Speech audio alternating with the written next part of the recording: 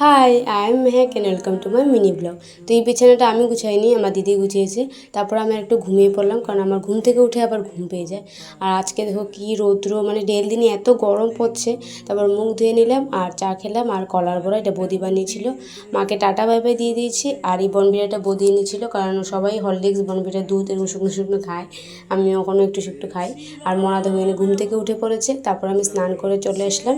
আর আমি স্কিন কেয়ারটার কিছুই করি না, মুখে এত পিম্পলস উঠেছে আম খেয়ে খেয়ে, সারাদিনে তো আম খাই, তাই একটু চন্দন লাগিয়ে নিলাম।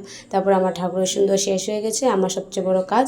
আর এটা ম্যাঙ্গো শেক মনার জন্য বানিয়েছিল, আমি একটুকু ভালোবাসি না, জাস্ট একটু টেস্ট করেছি। আর কোকোলা খেলাম, তারা এসেছিলো।